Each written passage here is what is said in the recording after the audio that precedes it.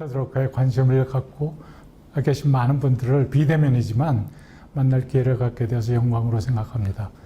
저는 싱가포르 국립대학교하고 경희대학교에서 교편을 잡다가 은퇴하고 현재는 피터 드러커 소사이티 공동대표를 계속 맡고 있습니다. 동서고금 지식, 지혜, 역사를 두루 섭렵하시고 사회 생태학자의 거두로 우뚝 서 계신 피터 드러커를 여러분들께 소개한다는 게 어쩌면 드러커에 대해 좀 아는 척하는 게 될지 모르겠습니다만 이미 드러커를 읽고 흥미를 갖고 계신 여러분이 제가 미처 메우지 못할 빈 칸들을 채워가며 들어주시면 감사드리겠습니다. 드러커 교수님은 생전에도 그루로 불리는 것을 매우 불편해 하셨습니다. 남들을 가르치는 게 당신이 학습하는 과정이라고 여길 정도로 가르치는 일엔 매우 겸손하고 신중하셨습니다. 그래서 컨설팅을 할 때도 드러커식의 변화가 아니라 고객이 드러커의 호기심에 찬 질문에 답하면서 고객의 방식으로 변화를 모색해 나가길 원하셨습니다. 오늘 제가 전하는 메시지가 여러분께 전달되는 것이 있다면 그것은 드러커의 지혜가 아니라 다양한 경험과 현실에서 터득하신 여러분의 지혜에 통합되어 여러분들의 새로운 지식, 지혜, 통찰로 되어가는 변화가 일어나는 것이 될 것입니다. 그래서 저는 저 자신을 드러커리안이라고 하지 않습니다. 드러커라는 거인의 어깨를 빌려서 보다 넓은 시야와 먼 미래를 내다보는 연습을 도와드리는 하나의 조교라고 여겨주시면 충분할 것 같습니다. 드러커를 흔히 경영대부라고들 합니다. SNS나 드러커리안을 자처하는 분들이 개인 블로그를 통해 드러커의 경구들을 많이 공유해서 드러커가 사용하기 시작한 개념들과 경영 툴스들에 대해서 이미 많이들 알고 계시리라 생각합니다. 최근 한국 피터 드러커 소사이티에서는 드러커의 저서들을 PPT로 요약하고 나레이션을 달아서 언제 어디서고 유튜브를 통해 보고 들을 수 있게 해드리고 있습니다. 유튜브에서 피터 드러커를 치시면 현재 올려져 있는 모든 자료들을 확인하실 수 있습니다. 구독하고 정기적으로 방문해서 필요한 영상들을 참고하시기 바랍니다. 향후 금년 내에 피터 드러커 소사이티 홈페이지에 오시면 플랫폼이 구축되어 드러커 교수의 강의를 비롯해서 현재 피터 드러커 소사이티가 보관 중인 자료들을 활용하실 수 있게 해드릴 예정입니다. 피터 드러커를 이해하기 위해선 그가 유년, 청소년기를 보냈던 시대의 배경을 살펴볼 필요가 있습니다. 보시는 슬라이드는 1914년부터 1918년 1차 세계대전의 전개를 보여주는 맵입니다. 드러커 태어난 오스트리아 헝가리 제국은 19세기 말 20세기 초 산업자본주의의 역기능과 지식인들의 사회주의 공산주의 영향으로 인해서 소요, 혼란, 대립, 분열 사태들이 점증하던 그런 시기였습니다. 1914년 1차 세계대전을 치르게 되었습니다. 드러커는 1909년 오스트리아 헝가리 제국의 정부 고위 관리 집안에서 태어나서 유년 시절을 전쟁의 처참한 현실과 분열과 갈등을 체험하며 자랐습니다. 1918년 전쟁이 끝나고 황제가 폐위되고 오스트리아 헝가리 제국이 분리되어서 사회주의자들이 지배하는 조그마한 오스트리아 공화정이 출범하면서 전후 경제적인 피폐화를 겪게 되는 혼란과 좌절의 시기를 청소년 시절에 경험하였습니다. 짐네지움이라고 하는 우리로 말하자면 인문고등학교 과정을 마치고 독일 함부르크로 건너가 도제생활과 대학 박사과정을 거치게 된 패전국 독일도 정치, 경제, 사회적으로 생존을 위해 몸부림치던 시기일 뿐만 아니라 전체주의 파시즘 세력들이 사회 혼란을 틈타서 대중을 현혹하던 그런 시기였습니다. 청년 드러커에게 삶의 목적과 사회 현실에 대한 문제의식을 갖고 지적, 영적 갈급함을 채워가던 시기를 함부르크에서 보내게 되었던 것입니다. 여러분이 드러커였다면 어떻게 이런 시련을 헤쳐나갔을지 드러커 입장이 되어서 생각해보는 시간을 한번 가져보시길 바랍니다.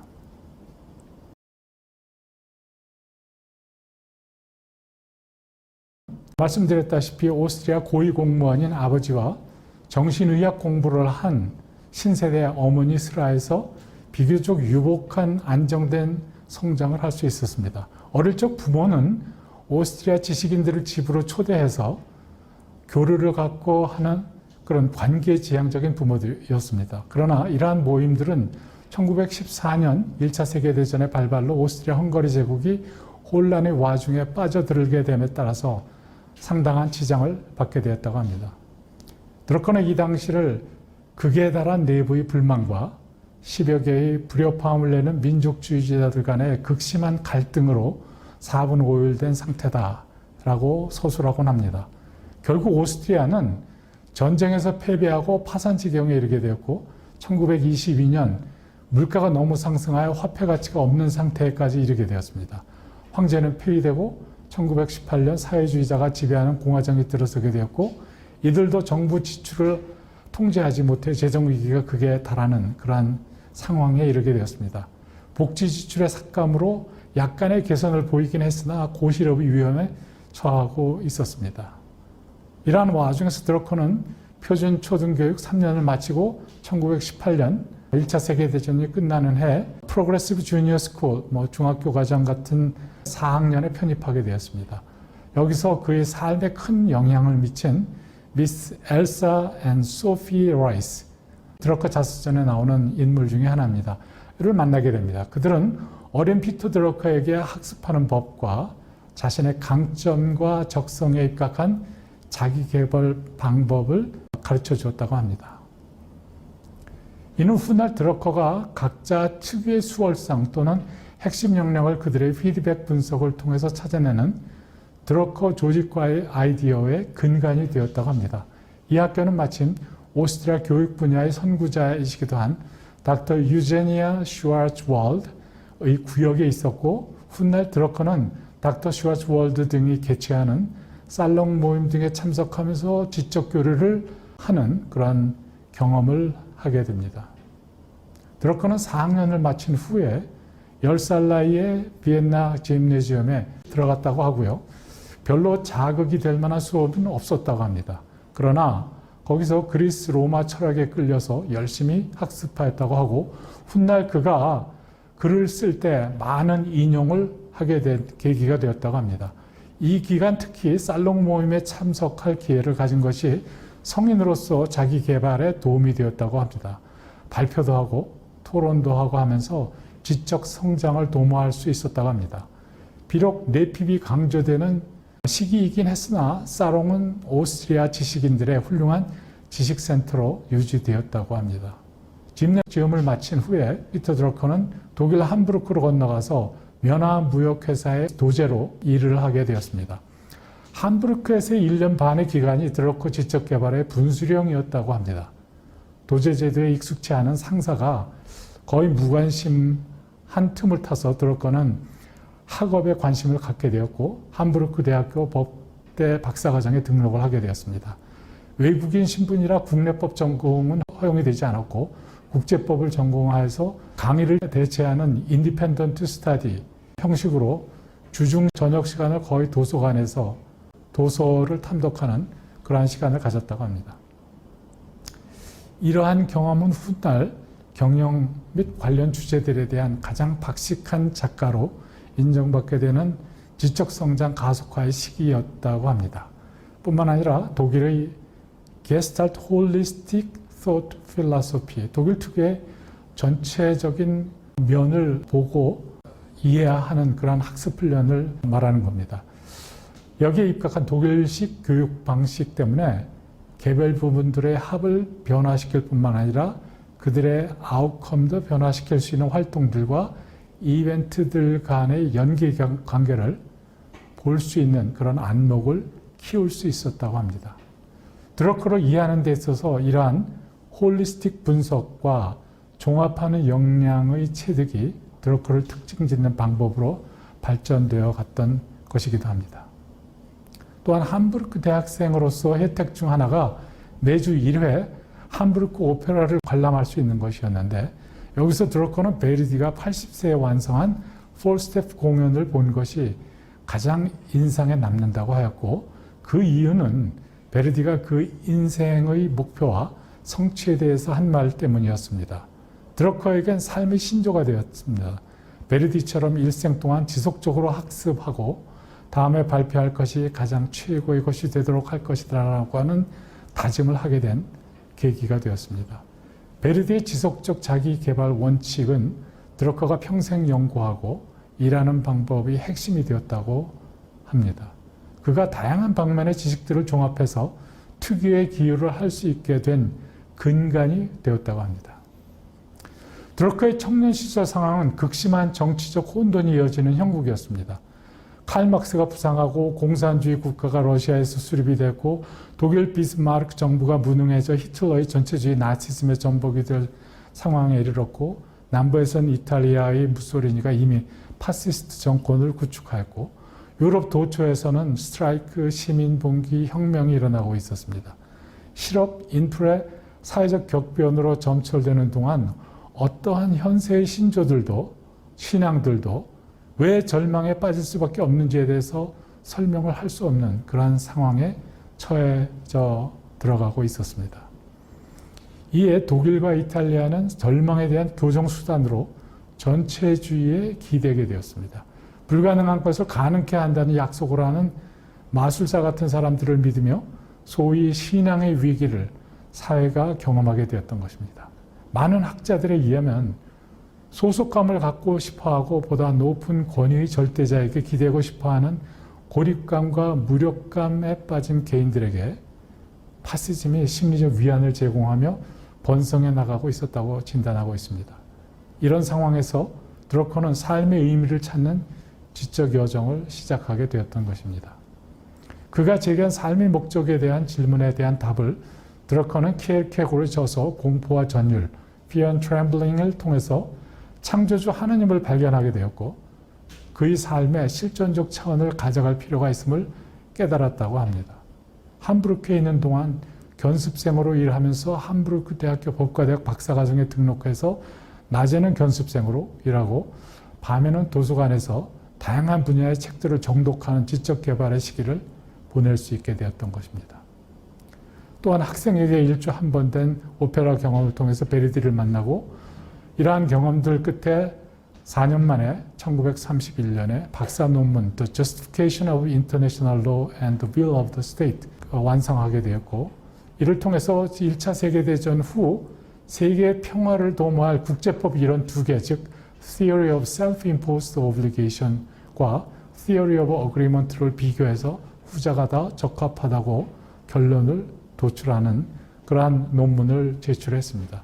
이 논문은 1933년 퍼블리시 됐습니다. 그 후 히틀러의 나치가 권력으로 부상할 즈음 드러커는 다분히 반대 의사가 내포된 Essay on Frederick Julius Stahl, Conservative Theory of the State and Historical Development라는 모노그래프 형태의 논문을 발표하게 되었습니다. 출판사 대표는 이 논문이 워낙 귀중한 논문이다라고 생각해서 그 모노그래프 시리즈의 100번째에 해당되는 모노그래프로 드러커의 에세이를 발간하기로 결정을 했습니다. 이를 1933년 100번째 모노그래프로 발간하였고 나치는 곧 검열을 통해서 이 모노그래프를 전부 회수하고 불태우는 그런 사건을 자행하였습니다. 이를 경험하면서 드러커는 독일을 떠나서 영국으로 갈 결심을 하게 되는 것입니다.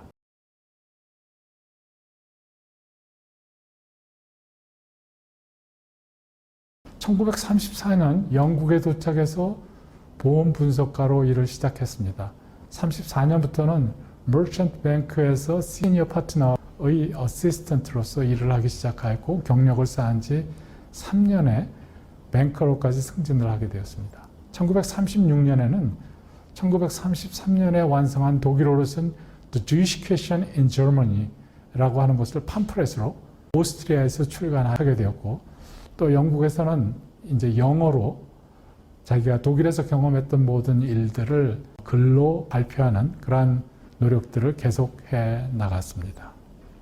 1936년 이후에 영국이 독일의 확장 정책에 유화적 태도를 보이자 드러커는 영국에서 만난 부인 도리스 슈미츠와 결혼을 하고 1937년 미국으로 이민을 결정하게 됩니다. 드러커는 과거 위촉받았던 여러 신문들의 통신원 일을 하게 되면서 1900년대 초 유럽 국가들에 비해서 워커블한, 굳이 번역하자면 가동 가능해 보이는 그런 사회가 미국이다라고 하는 생각을 갖고 미국에 정착해 나가기 시작했습니다. 1939년 5월 드러커로서는 매우 중요한 해입니다. 생애 최초로 The End of Economic Man이라고 하는 책을 발견하게 됐습니다. 이 책은 그의 홀리스틱 어프로치를 통해서 아이디어들의 상호 연계 패턴의 구축을 모색하고 민주적 유럽이 전체주의 지배하에 몰락해가는 과정을 분석하고 장기적으로 이러한 전체주의적 지배가 오래가지 못할 것이라는 예측을 내놓게 되었습니다. 미국의 헨리 포드 같은 자유기업가를 예시하고 미국은 유럽과 다른 구조를 보이고 있어서 보다 워커블한 사회로 발전해 나가고 있다고 봤고, 후에 드러커가 발견하게 되는 경영의 밑그림을 암시하는 그런 책이 되었습니다. 이 책은 영국 수상 윈스턴 처칠의 서평과 추천을 통해서 더욱 세인의 관심을 갖게 되었습니다. 1941년 드러커는 사라 로렌스 컬리지에서 강사로 경제학과 통계학을 가르치면서 교직을 시작했습니다.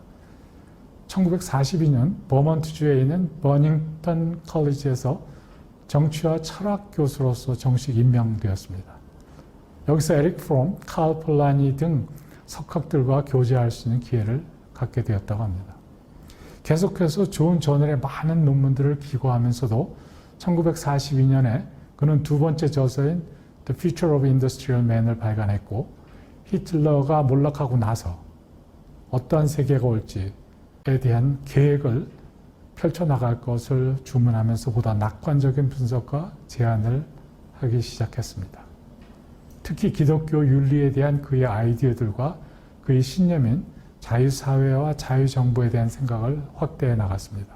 그는 사회가 개인들에게 자유, 신분, 기능을 제공해야 된다는 주장을 강력하게 펼쳐나가기 시작했습니다. 사회의 변천, 진화를 역사적으로 분석하면서 드러커는 일해볼 만한, 가동 가능한, 수용할 만한 산업사회의 모습에 대해서 해법을 제시했던 것입니다.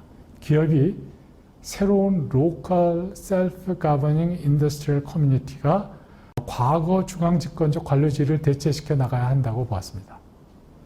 기본적으로 산업사회 노동자들이 기능을 하기 위해서는 그들이 일터 구성원으로서 자유로운 신분과 책임 있는 기능을 얻을 수 있는 일자리, 잡을 제공받아야 한다라고 하는 것을 강조했습니다. 이 아이디어는 훗날 계속 강조하고 실험해 보았으나 대중의 호응을 얻는 데는 미흡했습니다. 그래서 흔히들 이 아이디어를 일컬어 작동하지 못한 최고의 아이디어로 얘기하고 있습니다. 그러나 드러커는 소유 자본주의에서 전문 경영자 자본주의로 전환되어 가는 변화를 읽고 전문 경영인의 점증하는 권력이 과연 합법적인지 여부에 관심을 갖게 되었습니다. 이를 분권화해서 해법을 찾는 제안을 하게 되었습니다. 분권화가 자유기업사에서 대기업들의 바람직한 패턴이자 구조임을 강조하게 된 것입니다. 슈페트의 이론을 인용하여 기업가 정신을 가진 경영 관리자의 역할과 기능을 부각시키게 되었고, 자본가보다 경영 관리자가 생산성 주체가 되어야 한다는 점에 초점을 맞춰서 본격적으로 경영과 경영자 집단에 대한 연구와 제안을 하게 된 계기가 된 것이 바로 The Future of Industrial Man이라고 하는 책입니다. 드러커는 일해볼 만한, 가동 가능한, 참고 견딜 만한, 영어로 하자면 workable, bearable society를 그려나가기 시작했습니다. 이를 위해서 기독교 정신에 입각한 윤리적 책임을 수반한 자유, freedom with ethical responsibility, 혹은 responsible freedom, 이렇게 얘기들 합니다. 인간의 사회적 환경에 대한 총체적 진단과 분석, 경제학에 대한 비판적 연구를 통해서 해법을 충고하는 등에 이어 결국 경제적 가치, 생산성 번영을 일궈내는 원동력은 경영, 경영자 집단이라는 인식에 이르게 되었습니다. 모건, 록펠러, 와트 등을 거론하였고 당시 제너럴 일렉트릭의 전문 경영자인 오웬 영 같은 인물을 새로운 인물 중에 하나로 주목하기 시작했습니다. 이 모든 지적 탐구와 경영을 발견하게 된 계기가 드러커로 하여금 경영에 대해 보다 심화된 연구와 컨설팅의 여정을 시작하게 되었고 초창기 이러한 연구를 위해서 미국 기업들을 접근해 보려고 시도를 많이 했습니다만 대부분 거절당했습니다. 때로는 드러커의 저서들에 입각해서 주변 사람들이 위험한 진보적인 인물이라는 낙인까지 찍히는 그러한 일을 경험하게 되었습니다.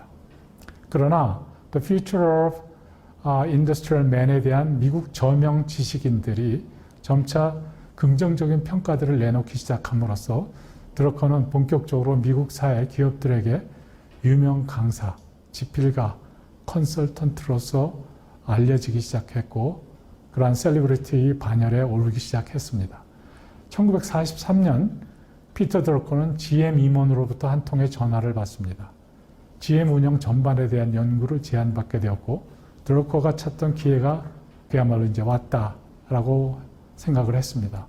그는 소속 대학 동의를 얻어서 프로젝트를 착수하였고 이를 토대로 쓴 그의 세 번째 저서 The Concept of the Corporation 1946년에 발간됐습니다.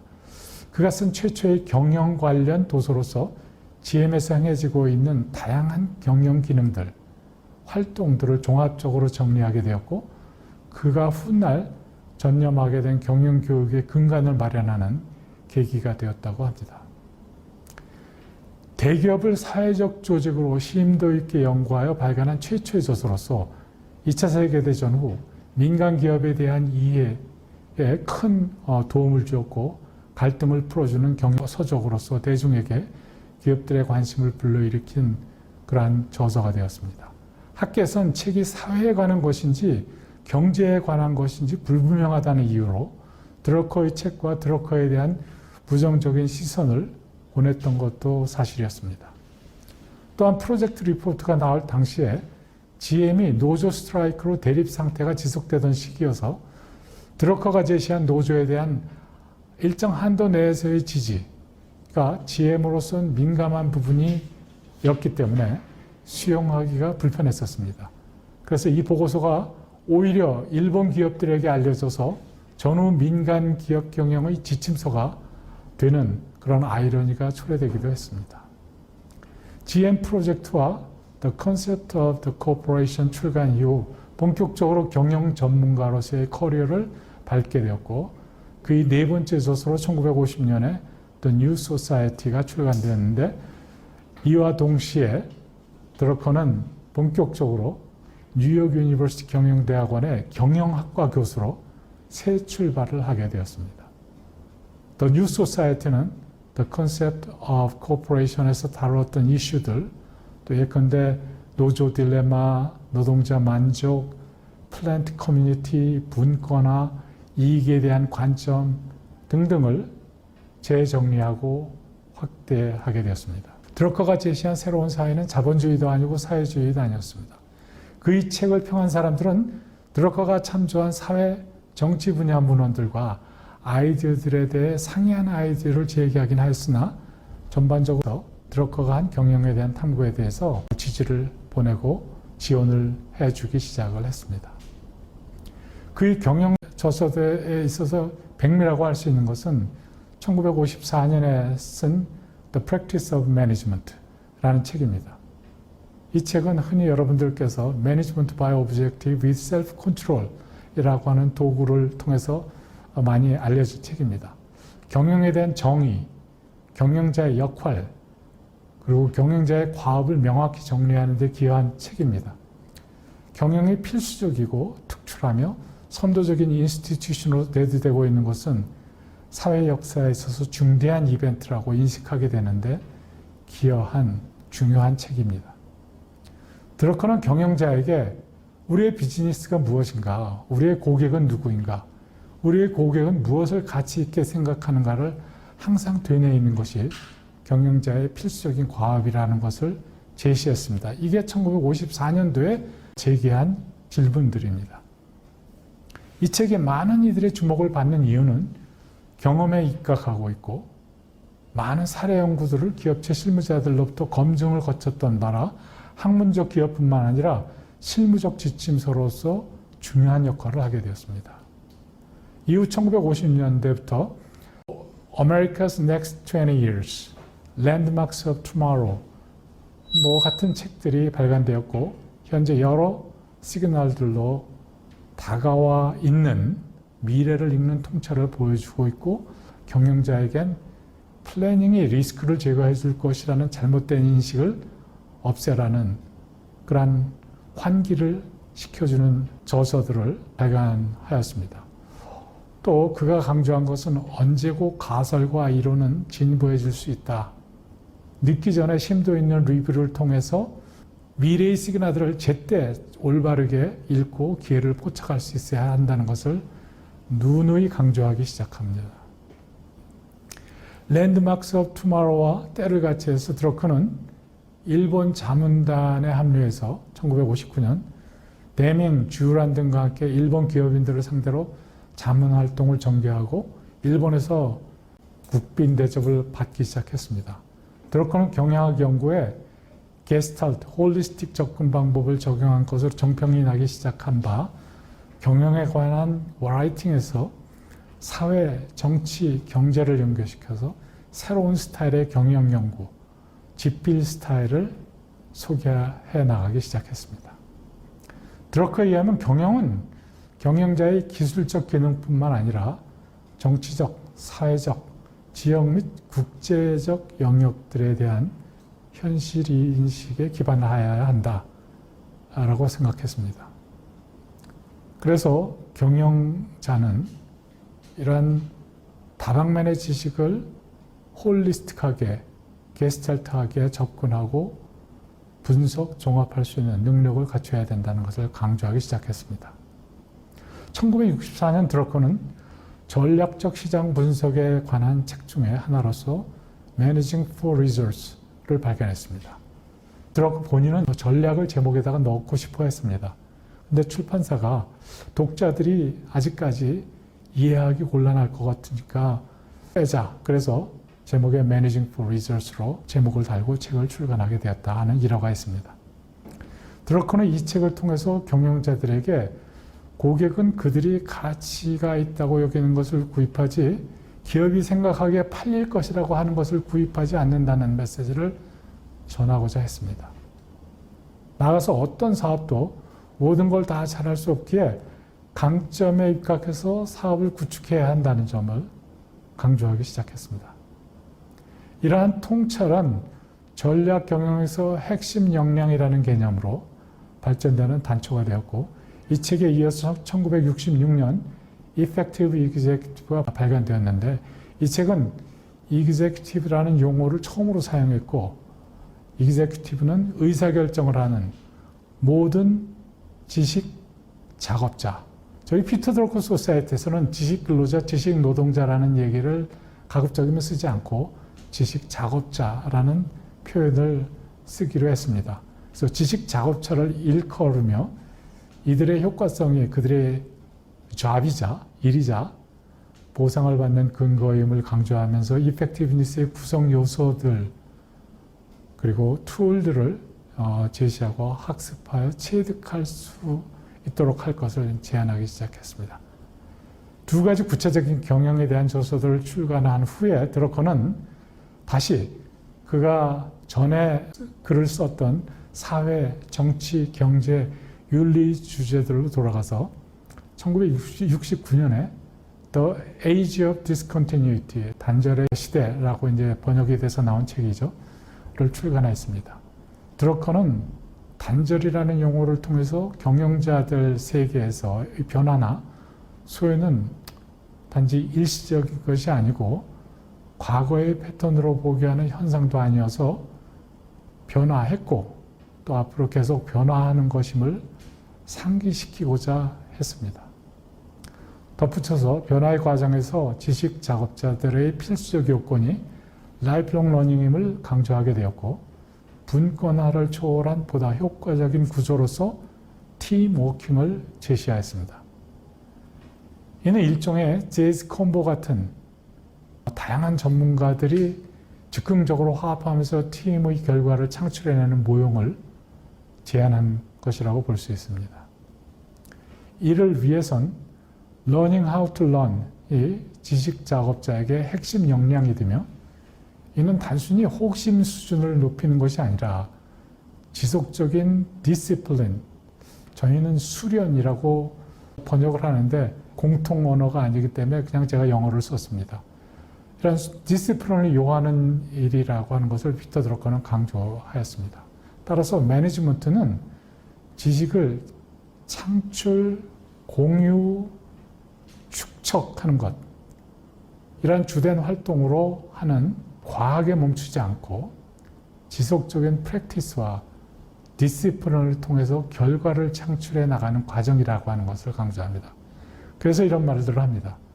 경영은 과학이 아니고 프랙티스다 라는 말을 거두절미하게 되면 그게 무슨 뚱딴지 같은 얘기냐 할 거지만은 제가 지금 말씀드리는 것을 잘 이해하셨으면은 왜 그런 얘기가 나왔는지 금방 수긍을 하실 겁니다.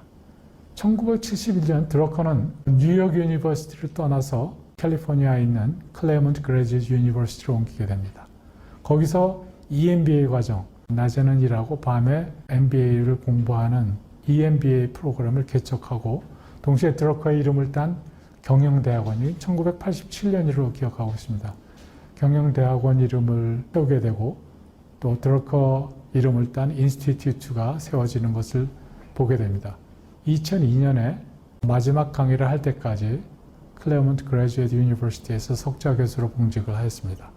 특히 1974년 발간한 Management, Tasks, Responsibilities, Practices 라고 하는 책은 1954년에 발간한 Practice of Management를 발간한 이래 드러커가 경영을 발견하고 그 practices를 구체화시키는 노력을 완성한 그런 결정판이라고 할 수 있습니다.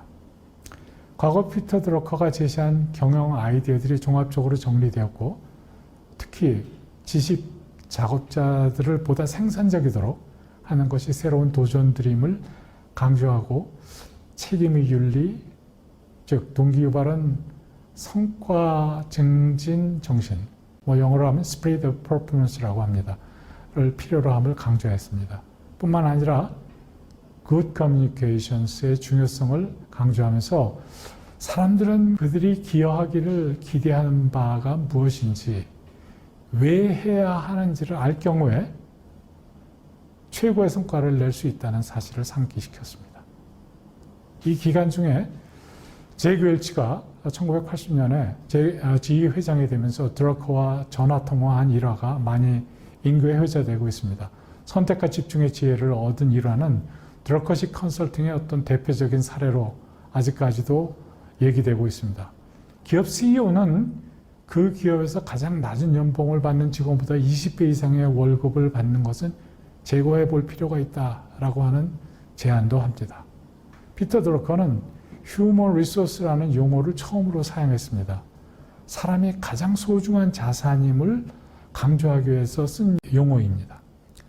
그래서 인간도 투자하여 개발하고 생산성을 높이는 그러한 자원으로 존중되어야 된다라고 하는 얘기를 강조하기 위해서 휴먼 리소스라는 용어를 도입을 하게 된다. 이 자원의 생산성을 높이는 것이 경영자, 관리자의 주된 임무임을 재확인한 것입니다. 사람들은 기계와 달리 부품을 갈아가며 사용할 수 있는 자원이 아니라 그들의 강점을 파악하여 개발하고 약점을 제고 또는 별로 중요하지 않게 하는 노력을 지속적으로 기울여야 한다는 것을 상기시키는 것입니다. 드러커는 인간의 강점을 생산적이도록 하는 것, 개인의 강점과 기업의 핵심 역량이 사회에 혜택을 주고 기여하는 것, 이런 것들이 주된 역할이 되어야 한다는 것을 거듭 강조하고 있습니다. 따라서 경영 관리자는 부하 직원들을 교육시켜야 하고 이는 어느 누구도 대신할 수 없는 것이라는 것, 또 경영은 프랙티스이어서 경험을 통한 학습이 매우 중요하다. 지속적인 경험들이 원칙으로 발전하게 되고 이를 가능케 하기 위해서 경영자와 부하들 간의 지속적인 피드백이 이루어져야 하며 이 과정을 통해서 우리가 무엇을 하는 사람이며 우리가 표방하는 가치가 무엇이며 무엇이 우리에게 기대되는지를 명확히 해나갈 수 있게 된다는 점을 강조했습니다. 1974년에 발간된 매니지먼트라고 하는 책 이후에 2008년도 마르시엘로 교수가 수정판을 내놓긴 했습니다만은 드러커는 더 이상 경영에 관한 종합적 저서를 내놓지는 않았습니다. 그 이후 드러커는 민간과 공공부문이 건강하기 위해선 제3섹터, 사회부문의 건전한 발전이 무엇보다 기여하다는 판단하에 비영리 조직들, 병원, 대학, 교회, NGO, NPO 등에 대한 컨설팅, 연구, 강의보다 많은 시간을 할애했습니다. 특히 1980년, 90년대 레이건 시대 자본주의에서 국가와 기업이 뭔가 할 일을 제대로 못한다는 그런 갭을 발견하고 이 갭을 메워줄 섹터가 바로 제3섹터 기관들의 역할이다라고 생각을 했던 것입니다. 자선, 사회복지, 보건진료, 교회 부문 등에서 여러 가지 사회 부문의 어떤 활동들이 실행되도록 할 방안들을 강구하기 시작했습니다. 이를 지원하기 위해서 1990년대 피터 드러커 파운데이션 for Non-Profit Management가 설립되었고 2003년 드러커의 이름을 띄어내고 드러커의 철학과 정신은 이어가지만 드러커의 이름은 띄어내고 기관 명칭을 리더 투 리더로 이제 바꾸는 그러한 전환을 하게 됩니다. 걸스카우트, 구세군, 적십자사, 일부 대형 교회들 이러한 것을 대상으로 기업 경영의 원리를 이러한 비영리 조직, 비정부 조직에 적용화해서 효과적인 관리를 도모해 나가도록 컨설팅과 육성에 보다 많은 시간을 할애하게 되었습니다. 20세기 전반 가장 큰 사회 발전이 경영과 대기업의 부상이라고 한다면 20세기 후반의 가장 큰 발전은 대형 교회다라고 말씀하실 정도로 피터 드러커는 교회를 비롯해서 제3섹터의 발전에 상당히 심혈을 기울였습니다. 이와 더불어 사회 생태학자로서 경영을 보는 드러커의 관점은 새로운 지식사회에서 경영교육은 인문교양교육이 되어야 하며 한다는 것을 강조하기 시작했습니다. 1980년대 말에 드러커는 다음과 같은 말을 합니다. 경영은 도덕적 관심사, 즉 선과 악에 관련한 인간의 속성과 깊은 연관이 있다. 이것을 이해하기 위해서 리버럴 아트가 경영자에게 필수적이다 라고 하는 얘기를 합니다. 리버럴 아트를 여러 가지로 우리가 번역을 합니다만은 드러커식 번역은 이렇습니다. 리버럴과 아트가 합성된 용어로 리버럴은 지식 또 자기 자신에 관한 인식, 지혜, 리더십 등을 다루는 것이고 또 이들을 실제로 적용하는 데 관심이 있어서 아트라고 하는 표현을 씁니다. 그래서 리버럴 아트는 다양한 방면의 지식, 지혜, 통찰들을 섭렵해서 이것을 액션으로 옮겨서 성과, 효과를 내는 그러한 것이 바로 리버럴 아트다라고 하는 것입니다. 지식을, 인문교양 지식을 얻는 것에 그치는 것이 아니라 그것을 현실에 접목시켜서 성과를 내는 것, 이것이 드러커가 얘기하는 리버럴 아트입니다. 이런 이유 때문에 경영은 점점 더 휴머니티에 대한 인식, 영향, 중요성이 제고되고 있는 디시플린이자 프랙티스가 되어가고 있습니다. 그런 가운데서도 드러커는 사회의 변화를 반영해서 그의 과거 생각, 아이디어, 연구들을 재정립하고 확대해서 조정함과 동시에 경영에 대해서 우리가 생각하고 적용하는 원칙, 방식들을 확대 또는 재정렬하는 일을 소명으로 삼아 계속 해나갔을 뿐만 아니라 끊임없이 새로운 아이들을 소개하는 지필을 업으로 이어갔습니다. 2019년도에 라운드테이블에서 한 얘기입니다. 2019년도에 드디어 드러커가 그렇게 보고 싶었던 스테이크홀더 캐피탈리즘 이런 것들이 미국의 저명한 CEO들에 의해서 일단 말로는 선언이 이루어졌다라고 하는 것은 드러커가 아직까지도 그들에게 영향을 미쳐서 그러한 선언을 하기에 이르게 만들었다라고 하는 것을 우리가 실제로 보고 있는 거라고 생각할 수 있습니다. 드러커는 슌페터, 케인스 같은 경제학자에 대해서 상당히 깊은 연구를 했습니다. 그래서 경제학에 대해서 굉장히 해박한 지식을 갖고 있습니다. 물론 케인스와는 생각을 달리하고 슌페터는 드러커의 우상이었습니다. 또 막스 웨버, 엘턴 메이어 같은 경영학에서 많이 인용하는 사회학자들, 철학자들과의 어떤 탐문도 계속해 나갔습니다. 또 아까 베닝턴 스쿨에서 만났던 에릭 프롬, 오스트리아에서부터 친했던 칼 폴라니를 베닝턴에서 같이 근무하면서 지적인 어떤 교류를 했던 그런 경험이 있습니다.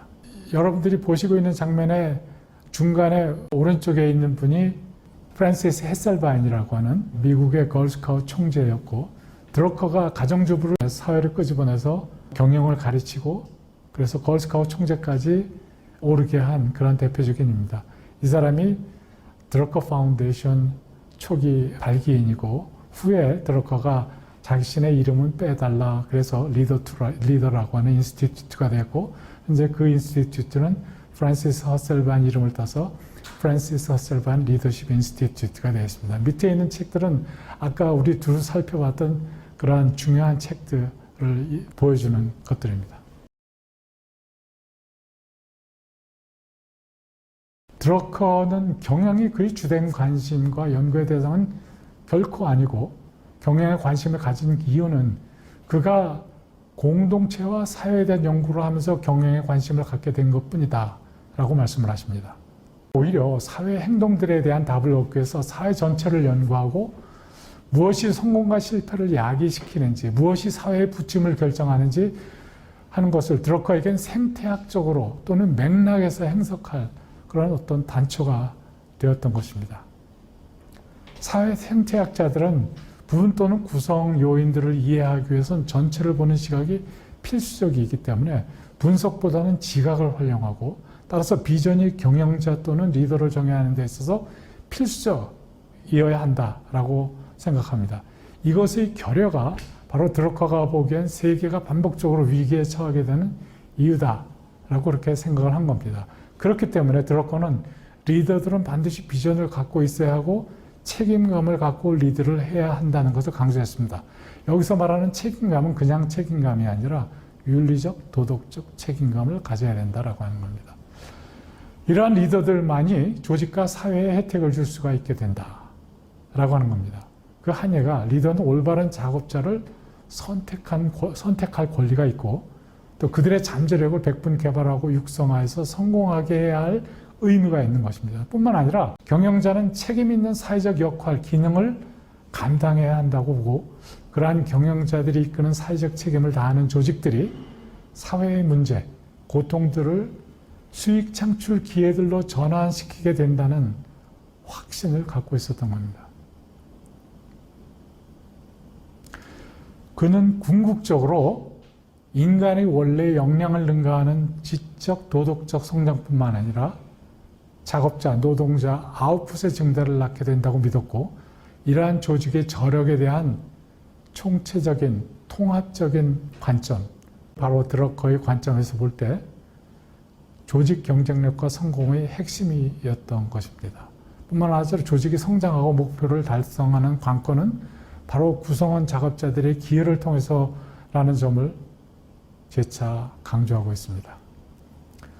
이러한 드러커의 생태학적 관점으로 본 경영자의 역할 책임은 한 걸음 더 나아가서 경영을 위임받은 자로서 개인의 목표들과 조직이 추구하는 공통의 복리, 번영 간의 조화를 이루고 비즈니스는 사회에 혜택을 주는 주체가 될 때 정당화될 수 있다는 점을 재확인하였던 겁니다. 특히 지식기반 사회에서 경영자들은 지식의 생태학적 역할을 이해하고 지식 작업자들이 조직 성공의 기반임을 재인식해야 될 필요가 있다는 점을 강조하고 있습니다. 그러나 유의할 점은 지식은 도덕적 책임을 간과하면 의미가 없다는 겁니다. 경영의 효과성을 결정하는 것은 바로 경영자가 비전을 설정하고 도덕적 책임과 목적의식을 갖고 매진하는지의 여부입니다.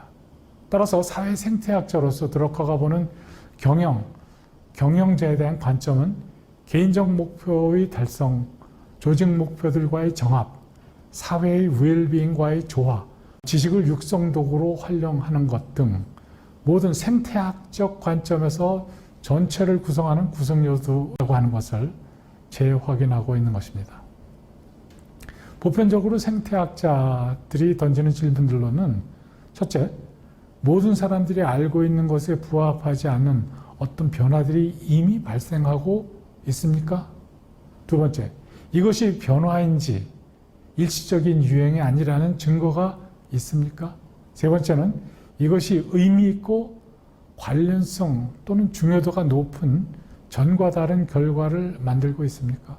네 번째, 어떤 기회들을 이 변화가 제공하고 있습니까? 이러한 질문들을 생태학자들이 던지는 대표적인 질문들입니다. 이들 변화 중에서 경영, 일, 조직에서 시사점이 있는 가장 괄목할 만한 사회적 변화가 어떤 것인가? 드러커의 관점에선 보다 제대로 작동하는 사회를 지향하게 하는 변화가 어떤 것입니까? 번역을 원래는 A Functioning Society입니다. 이걸 기능하는 사회라고 번역하기에는 뉘앙스가 닿질 않아서 저희는 피터 드러커 소사이어티는 보다 제대로 작동하는 사회라고 번역을 하고 있습니다. 아까 보여드린 라운드테이블에서 선언을 하신 CEO들 중에 몇 분이 이 사진에 지금 나와 있습니다. 이분들이 앞으로 드러커가 얘기했던 사회적 책임을 감당하시면서 지속가능한 발전을 이끌어 나가실 대표적인 CEO가 될 것을 믿어 의심치 않습니다. 드러커가 만약 여러분을 처음 만나서 세미나 또는 워크숍을 한다면 아마도 첫 번째 질문은 당신 비즈니스의 목적이 무엇입니까? 라고 하는 것일 겁니다. 드러커 책을 많이 읽으신 분은 이 질문이 당연한 질문일 것이다 라고 생각을 하실 겁니다. 어떻게 대답하시겠습니까? 드러커 책을 읽어보신 분은 답을 이미 알고 계시겠지만 어떤 분이 못 모르고 이익을 내는 것이라고 답한다면 드러커는 대뜸 여러분들에게 당신은 비즈니스에 대해서 뭘 모른다라고 응답할 겁니다. 그는 이렇게 대답할 겁니다. 당신의 답은 틀렸을 뿐만 아니라 관련성, 중요성도 없다. 원래 드러커가 쓴 용어는 relevance라고 하는 용어인데 관련성, 중요성이 없다라고 하고 곧이어서 이제 비즈니스 목적은 고객을 창출하는 것이다라고 설명하기 시작할 겁니다. 이 대답은 이익 창출을 무시하는 것이 아니라는 것입니다. 드러커는 이익은 진정한 비용이라고 생각합니다. 이익은 진정한, 나중에 이제 말씀을 드리겠습니다. 혁신을 얘기할 때 얘기할 것입니다. 이익을 내지 못하는 기업은 한계 기업으로서 더 이상 잡을 유지하거나 창출을 할 수 없기 때문에 사회적 책임을 다하지 못한 기업이다라고 합니다. 그래서 이익 창출은 필수적이다라고 그리고 도덕적이다라고까지 얘기를 합니다. 그건 나중에 또 얘기를 드리겠습니다. 그럼 고객을 창출하기 위한 전략들을 수립하기 위해서 경영진이 해야 할 핵심 직무들은 어떤 것들이 있을까? 첫 번째, 우리 비즈니스는 무엇입니까? 우리 비즈니스는 무엇이 될까요? 우리 비즈니스는 무엇이어야 할까요? 첫 번째, 비즈니스는 무엇입니까? 는 비즈니스의 미션을 정의하는 것이고 이를 위해 우리가 제기해야 할 중요한 질문들은 고객은 누구인가? 라고 하는 겁니다. 한 예로 유명 식품 제조회사의 경우에 고객은 식품 유통점도 고객이 될 수가 있고 실수요자도 고객이 될 수가 있습니다. 각 수요자가 정의하는 비즈니스가 다를 뿐만 아니라 기대와 가치 또 구매 행동도 다를 것입니다. 이러한 고객들의 가치와 구매 행위를 파악하기 위해선 고객과 시장의 관점에서 기업 밖의 현실을 look outside the window 직시하고 탐문할 필요가 있는 것입니다. 이를 위해 해야 할 질문들로서는 고객은 어디에 있으며 고객은 무엇을 구매하고 고객에게 부가가치가 될 수 있는 것은 무엇인가? 라고 하는 겁니다. 또한 모든 조직은 나름의 비즈니스 이론, 가설, Theory of Business가 있어서 그것에 입각해서 운영된다고 주장합니다. 드러커 특유의 이론이기 때문에 어떤 사람은 Theory of Business를 미션에다 갖다 놓는 사람도 있고 어떤 사람은 그것을 전략에 가까운 개념이다라고 얘기하는 사람도 있습니다. 그렇지만 그 사이다라고 하는 것이 제 생각입니다. 이 기업의 비즈니스는 무엇이며 목표들은 무엇이며 달성하고자 하는 결과들은 무엇이라고 정의하고 있으며 고객이 추구하는 가치는 무엇이며 어떤 것에 가격을 지불하고 고객이 구매하는지 등에 관한 것들입니다. 드러커가 제시한 소위 비즈니스 이론 가설은 시장, 고객, 유통 채널, 경쟁 등 소위 말하죠 환경에 대한 가정, 두 번째는 조직의 상이한 잠재력들로 구성된 핵심 역량에 대한 가정, 세 번째는 조직의 미래 비전과 현재의 비전에 관한 가정들을 포함하고 있습니다. 이 세 가지를 구성 요소로 해서 비즈니스 이론을 형성하고 있습니다. 이를 파악하기 위해서 우리는 시장에 대해 무슨 가정을 하고 있는지, 시장은 고객, 유통 채널, 경쟁 등에 관련해서는 시장은 여전히 우리가 생각하고 있는 대로인지, 누가 우리의 고객인지, 누가 우리의 채널인지, 그들은 무엇에 대해서 기꺼이 돈을 지불할 의향이 있는지, 비고객은 누구이며 그들은 무엇에 대해서 기꺼이 돈을 지불하려고 하는지, 무엇이 그들에게 가치가 있는 것인지, 특히 드러커는 요새는 마케팅 측에서 흔히 볼 수 있는 용어입니다만 비고객과 관련해서 당신이 비고객이 왜 당신으로부터 구매를 하지 않는지를 파악하기 위해서 가장 최근에 그들을 만나 얘기를 했던 게 언제인지, 당신은 무엇을 터득했었는지 같은 질문들을 꼭 해야 한다고 조언하고 있습니다. 핵심 역량과 관련해서는 당신이 잘하는 것이 무엇인지, 당신이 시장에서의 리더십을 획득하고 유지하기 위해서 주로 활용하는 능력들과 지식은 무엇인지, 또 우리가 우리 경쟁자들보다 적은 노력으로도 더 잘할 수 있는 방법을 아는 것들이 무엇인지, 어떤 분야, 어떤 영역에서 우리는 진짜 남들보다 더 나은지, 수월한지, 어떤 분야, 어떤 영역에서 우리가 그리해야 하는지, 이러한 질문들이 어떻게 답해질지는 드러커는 여러분들에게 심각하게 질문하고 있습니다. 마지막으로 드러커는 여러분의 조직이 미션을 환경 변화에 따라 주기적으로 재점검해야 한다고 조언하고 있습니다. 미션이나 핵심 가치, 비전은 한번 만들어 놓게 되면 그게 영구불변인 것처럼 생각해서 검토를 안 하는 사람들이, 안 하는 기업들이 많이 있다고 드러커는 생각을 했습니다. 그렇지만 그것도 미션도 영구불변이 아니고 언젠가는 진보해질 수 있다라고 하는 것이 드러커의 생각입니다. 우리의 미션은 무엇인가? 우리의 미션은 무엇이어야 하는가? 어떤 결과들을 우리가 달성하려 노력을 해야 하는가? 우리는 그 여부를 어떻게 측정할 것이며 적어도 그 결과들의 가치를 어떻게 가늠해 볼 것인가? 측정이 되지 않으면, 평가에서 측정이 되지 않으면 어디까지 갔는지 우리가 확인할 수가 없습니다. 이 표현을 가지고 드러커가 측정하지 않으면 관리되지 않는다라는 주장을 했다고 얘기하는데 드러커는 그런 얘기 한 적이 없습니다. 여기서 말하는 측정은 정성적인 것까지 포함한 것입니다. 드러커는 이러한 질문들은 비즈니스가 위기에 처할 때까지 기다렸다가 하지 말고 사업의 초입이나 한창 성장 가도에 있을 때 해야 한다는 것을 강조하고 있습니다. 성장하고 있을 때 이러한 점검을 하라는 겁니다. 우리의 비즈니스가 무엇인가라는 질문을 할 가장 중요한 시점은 기업이 성공과도를 달리다라는 것을 환기시키고 있습니다. 그렇지 않으면 크리스천슨이 얘기한 disruptive innovation을 갖고 후발주자들이 우리의 시장을 침범할 수도 있다라는 것을 유념하라는 겁니다. 그렇다면 여러분의 기업은 위의 핵심 요소들, 즉 고객의 needs, 그걸 만족시킬 고객 집단, 그걸 가능케 할 핵심 역량들이 포함된 미션 스테이트먼트가 준비되어 있는지. 드러커는 비즈니스의 두 가지 중요한 기능을 점검할 것을 조언합니다. 미션 스테이트먼트도 준비되어야 되겠지만 이제 본격적으로 드러커가 얘기하는 가장 핵심이 되는 매니지먼트의 기능으로서 두 가지 기능을 점검할 것을 조언합니다. 마케팅과 혁신입니다. 드러커에게 마케팅은 고객의 인구 통계학적 자료, 고객의 현실, 고객의 니즈, 고객의 가치로부터 출발하는 것입니다. 마케팅은 우리가 무엇을 팔길 원하는가를 묻는 게 아니라 고객이 사고 싶은 게 무엇인지를 묻는 것입니다. 마케팅은 우리 제품이 무엇을 제공할 것인지를 말하는 게 아니라 고객이 만족하길 원하는 그들의 니즈, 그들의 values를 찾아내는 것입니다.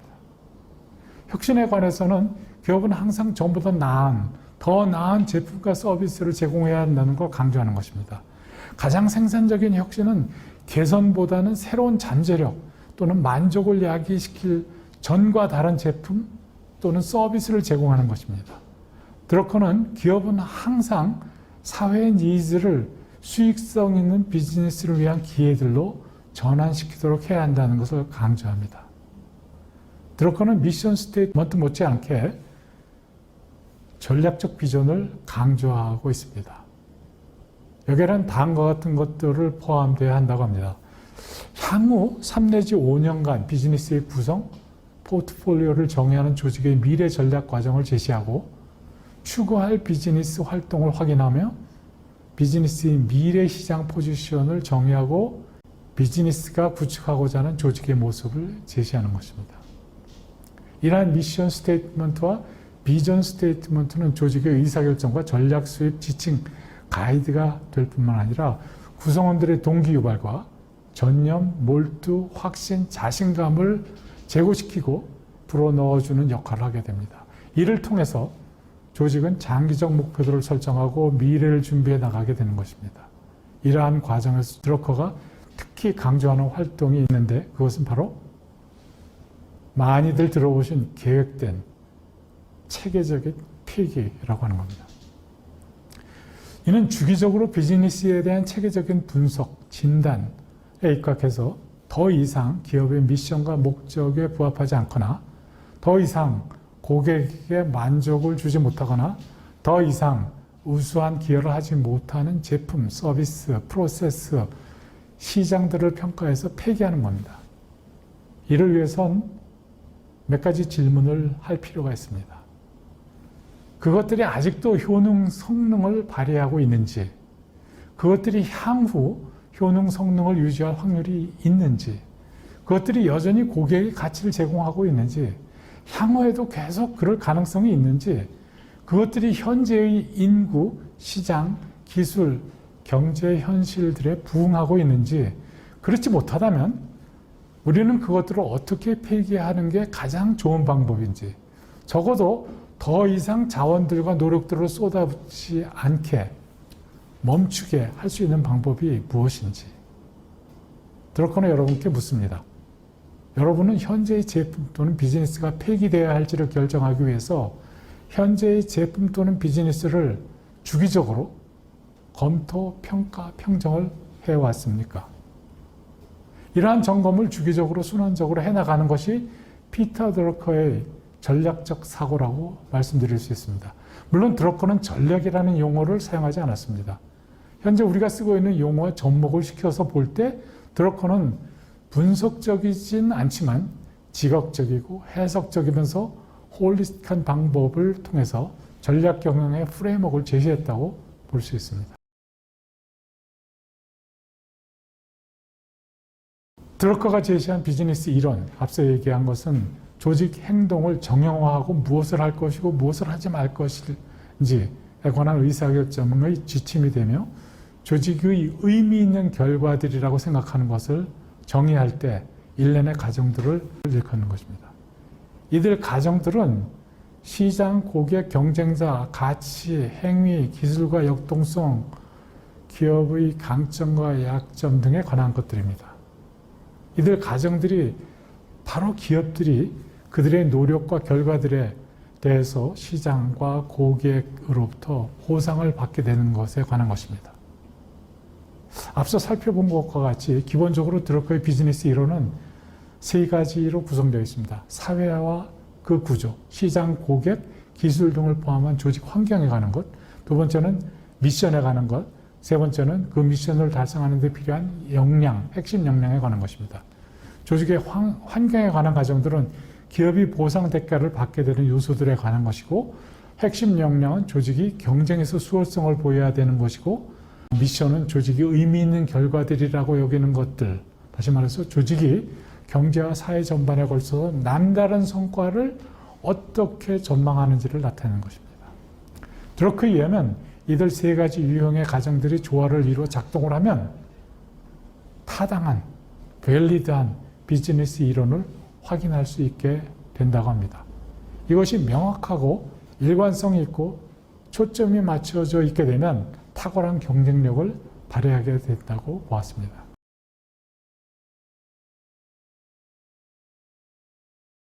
드러커 경영 시스템을 혁신과 MBO에 맞추어서 재구성해 본 도해입니다.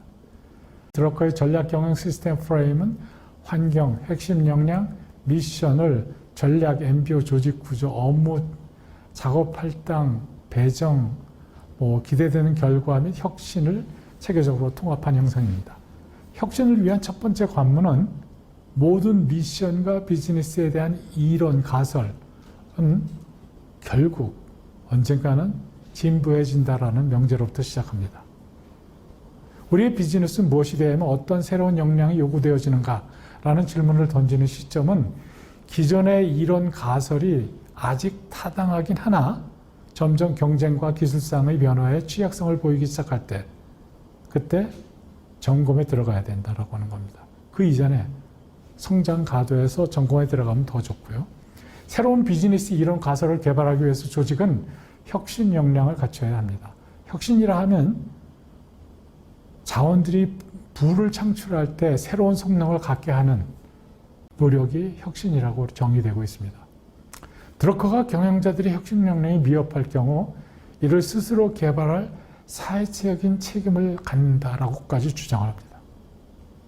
슈페터의 영향이 컸죠. 슈페터는 기존 비즈니스, 특히 대기업이 혁신에 의해서 급속히 쇠퇴해가는 현상, 즉 혁신가에 의한 창조적 파괴는 고용, 재정적 안정, 사회적 질서, 정부의 책임 등의 심각한 사회적 위협을 가한다고 보았습니다. 따라서 드러커는 혁신에 대한 그의 연구를 그의 중요한 프로젝트인 사회에서의 단절 이슈와 연결시켜보려 했습니다. 즉 드러커의 생각으로는 한편으론 공격적으로 혁신과 변화를 추구하면서도 사회와 조직에서 가치들의 영속성을 유지하려는 시도를 보여왔던 것입니다. 예기치 않은 결과들과 지속적인 창조적 파괴 과정을 포함하는 변화들은 제품, 프로세스, 경영 프랙티스 등에서 체계적인 혁신의 필요성을 야기시킵니다. 동시에 체계적인 폐기 과정이 실행되어서 혁신 프로젝트를 지원하는 데 필요한 자원들을 확보하고 창출해야 합니다. 물론 혁신이 모두 성공하는 것은 아닙니다. 폐기하는 상당한 용기를 요하는 과정이기도 합니다. 따라서 전반적인 혁신 프로그램을 평가하는 데는 몇 가지 고려 요소가 필요합니다.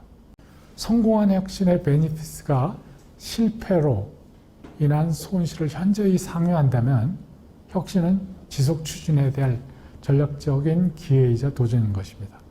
드러커의 경영 시스템에서 빼놓을 수 없는 것이 MBO일 것입니다. 전략적 의사결정과 사람, 자본 흐름의 배정은 조직의 미션을 실행하기 위한 시도로부터 이어지게 되는 것입니다. 전략들은 다시 구체적인 목표들로 세분되고 MBO를 활용해서 실행되어집니다. 드러커가 제안한 MBO는 단위 부서들과 각 부서의 개인들을 조직의 비즈니스 이론과 정확히 하기 위한 도구입니다. 따라서 MBO는 팀워크를 지원하고 원활하게 하는 과정을 내포하고 있고 목표를 설정하고 달성하는 데 있어서 커뮤니케이션이 핵심 성공 요소입니다. 이를 위해서 드러커는 셀프 컨트롤 과정을 통해서 개인의 니즈와 조직의 목표 간의 정합을 이루어 나가려고 했습니다. 그러나 셀프 컨트롤은 경영자와 구성원들 모두 그들 직무에서 요구되는 것을 충분히 이해하고 일하는 사람으로서의 어떤 윤리, 워크맨십 스탠다드를 통달했을 때 가능하기 때문에 경영자는 개인의 업무, 작업 성과에 대해서 투명하고 온전한 피드백을 제공해야 되고 모든 구성원들은 스스로의 보스가 되어서 자기 자신의 보스가 되어서 작업 윤리, 워크맨십 스탠다드 범위 내에서 자유를 구가할 수 있어야 됩니다. 자율적인 어떤 자기 통제를 구가할 수가 있어야 합니다. 경영자들은 수련, 디스플린과 지속적 개발, 고성과를 추진해 나갈 수 있습니다. 드러커는 셀프 컨트롤을 바람직한 선택 사항 정도가 아니라 조직의 생존을 위해서 가장 기본적인 조건일 뿐만 아니라 종업원의 삶에 있어서 기본이 되는 필수 조건이라고 얘기했습니다. 따라서 MBO는 개인의 자유와 책임이 조직의 성과와 결과들로 용해되어 가도록 하는 과정입니다. 이는 드러커의 책임 있는 자유와 인간관에서 비롯된 높은 수준의 인간 동기 유발과 행동을 전제로 하고 있을 뿐만 아니라 높은 수준의 정신적, 영적 성숙도를 보이는 조직의 토대가 되기도 합니다. MBO는 기업의 8가지 핵심 역량들, 드러커가 얘기하는 8가지 핵심 역량, 마케팅 혁신, 인적 자원, 재무 성과, 물리적 자원, 생산성, 사회적 책임, 이익, 이 목표들을 설정해서 실행에 옮기도록 고안된 도구가 MBO입니다. 그 목표들이 적절히 설정되고 집행되면 MBO는 경영자들이 그들의 비즈니스 이론 가설을 실행에 옮기고 그것을 검증해 보는데 도움이 될 것입니다. MBO는 조직 내 부서들의 목표들, 부서 내 개인들의 목표들, 조직의 비즈니스 이론 및 목표들과 조화, 정렬이 이루어지게끔 하기 위한 방법론이고 목표들은 미래 성과에 기여할 기회들을 활용하면서 동시에 현재의 성과 기대를 충족시킬 필요성의 균형을 맞추기 위해서 설정됩니다. 드러커는 지식 작업자들이 그들의 행동에 책임을 지게 되면 반추를 통해서, 리플렉션을 통해서 또는 피드백 분석을 통해서 수행 과정들과 결과들을 점검하는 셀프 컨트롤을 발휘하게 된다라고 봤습니다. 이것이 지식 작업자와 육체 근로자, 육체 노동자와의 다른 동기 유발 패턴입니다. 이를 위해선 조직 내 모든 구성원들이 경영자가 그들에게 기대하는 것이 무엇인지, 왜 그리고 어떻게 그 기대들에 맞게 성과를 낼지, 또 기대를 충족시키지 못하면 어떤 일이 발생할지 등에 대해서 명확히 이해하고 있어야 한다는 겁니다. 드러커는 이러한 접근 방법을 실행에 옮기게 되면 조직의 모든 계층에서 결과에 대한 책임의식을 고취시킬 수 있게 된다고 봤습니다. 일 자직에서 작업에서 요구되는 것이 무엇인지 숙지하고 작업자의 작업 윤리 기준을 숙달함으로써 구성원들과 경영자는 모두 자기 통제를 발휘할 수 있게 된다라고 믿었습니다. 경영자는 구성원들의 성과에 대해 투명하고 완전한 피드백을 제공하고 모든 구성원들이 스스로의 보스가 되고 자기 윤리 기준 범위 내에서 자유로울 수가 있게 되고 경영자들은 구성원들에게 수련, 지속적 개발, 높은 성과를 실행하도록 추진할 수 있게 된다라고 보았습니다. 드러커에게 셀프 컨트롤이란 없어도 별 상관이 없는 조직의 바람직한 선택 중에 하나가 아니라 조직에서 가장 기본적인 조건이자 구성원들에게 가장 기본적인 요건이 되는 사항이었던 것입니다. 상사, 부하 간의 조인트 컨설테이션을 통해서 조직과 개인의 목표들이 정합을 이룰 수 있게끔 목표 설정을 하고 공동 책임 하에 목표를 달성해 나가는 일련의 과정들을 함께 논의해 나가면서 성과를 만들어내는 그러한 모형을 보여주고 있습니다. 매니저스 레터라고 하는 것이 이제 가장 중요한 커뮤니케이션 툴입니다. 이 매니저스 레터를 통해서 리더 밑의 매니저들은 각자 자기가 이해하고 있는 조직의 목표들이 무엇이고 팀의 목표가 무엇이며 거기에 부합한 거기에 기여할 수 있는 그것을 달성하는 데 기여할 수 있는 자기 개인의 목표가 무엇인지 또 그 목표가 어떻게 달성되어야 할 것이며 또 어떤 기준으로 평가될 것인지를 자기가 서술을 해서 리더에게 보여주면 리더는 그것을 보고 자기의 의견을 거기에 다는 그러한 일련의 과정을 이러한 매니저스 레터를 통해서 커뮤니케이션 해나가면서 서로 정합된 목표들을 갖다가 설정해 나가고 수행해 나가는 그러한 커뮤니케이션 툴이 바로 매니저스 레터라고 하는 겁니다. 매니저스 레터는 관리자의 책무, 커뮤니케이션 도구로서 MBO에서 가장 중요하게 생각하는 사안입니다. 드러커와 맥을 같이 하는 하버드 대학교의 크리스찬슨 교수는 핵심 구성원들이 그들 기업이 직면하고 있는 문제들과 기회들에 대해 갖고 있는 일련의 가정들을 명백히 하는 것이 어떤 인터벤션이건 그 성공 실패 요인을 밝히는데 중요하다고 했습니다.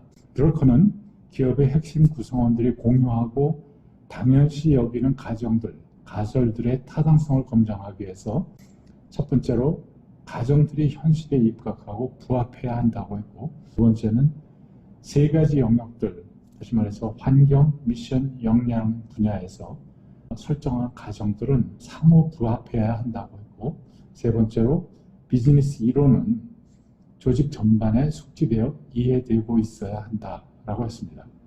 끝으로 비즈니스 이론의 지속적인 검증이 되어야 된다라고 하는 것을 강조했습니다. 드러커는 궁극에는 언젠가는 모든 비즈니스 이론은 진보화되고 타당성을 잃게 된다고 봤고, 당연시 여기던 가정들이 진보화되는 시그널들로서는 첫째, 조직의 목표들이 달성되었을 때, 둘째, 급속한 성장을 경험했을 때, 셋째, 예기치 않은 성공 또는 실패를 경험했을 때, 넷째, 경쟁자가 예기치 않은 성공 또는 실패를 보았을 때 등이라고 예시했습니다. 따라서 조직의 비즈니스 이론을 체계적으로 모니터링, 테스팅할 기제를 내재화시킬 필요가 있다고 본 것입니다. 뿐만 아니라 이러한 비즈니스 이론의 진보화를 사전에 진단하고 예방하기 위해선 최소 3년에 한 번 정도 조직은 제품, 서비스, 정책, 유통 채널 등을 점검할 필요가 있는 바, 만약 우리가 이미 이 활동, 사업을 하고 있지 않다면 지금 이 활동, 사업을 계속하겠습니까? 라는 질문들을 스스로 던져보는 것입니다.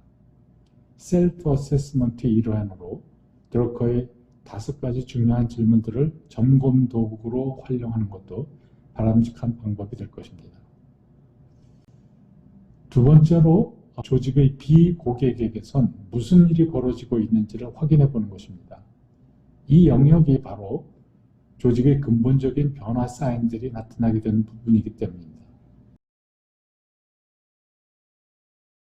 핵심 문제를 명확히 정의하는 것이 통찰을 일깨우며 전략을 정교화하며 액션을 유발한다라고 했습니다.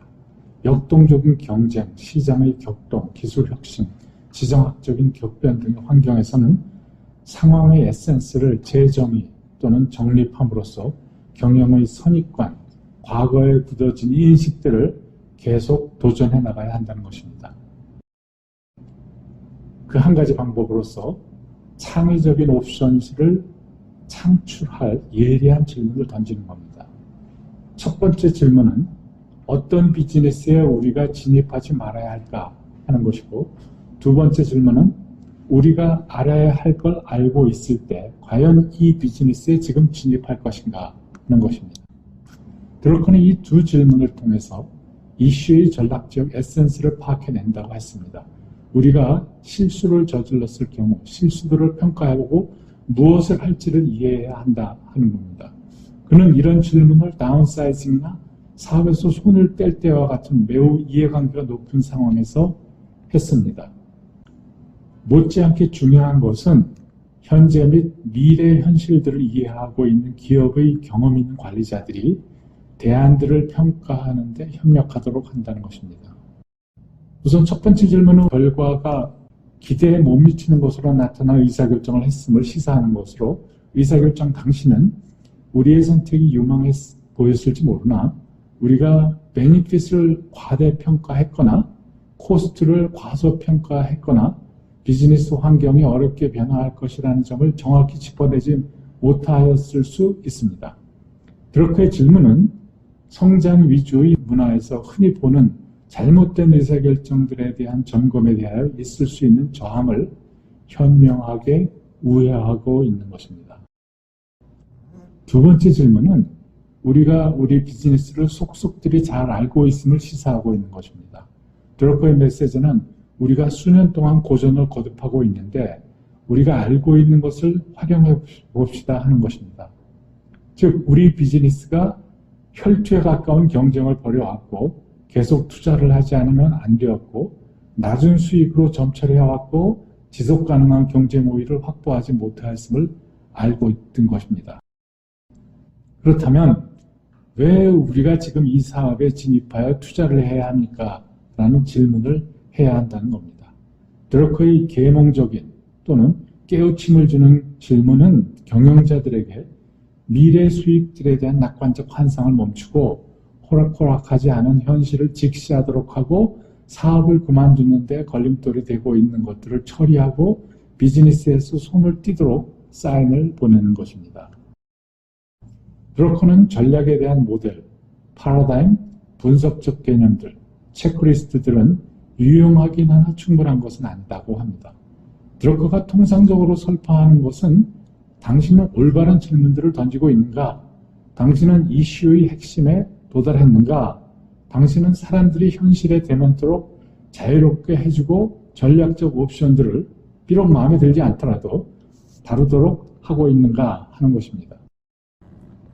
두 번째 우리가 기억해야 될 것은 검토와 조정이 가능하도록 리프레임과 단순화를 하라 하는 것입니다. 드러커는 경영자의 이해, 통찰 및 전략적 사고의 명확화를 증진하기 위해서 이슈의 에센스를 간단히 설명하고 재구성하는 방법의 달인처럼 활용합니다. 아인슈타인이 얘기했듯이 바보들은 일들을 복잡하게 하고 천재들은 이것들을 단순하게 한다고 합니다. 드러커는 천재의 터치는 아닐지 몰라도 이 방법을 활용할 탤런트를 갖고 있습니다. 예컨대 드러커의 지식작업이란 용어는 경영자, 학자, 연구자들의 관심을 끈 단순한 용어였습니다.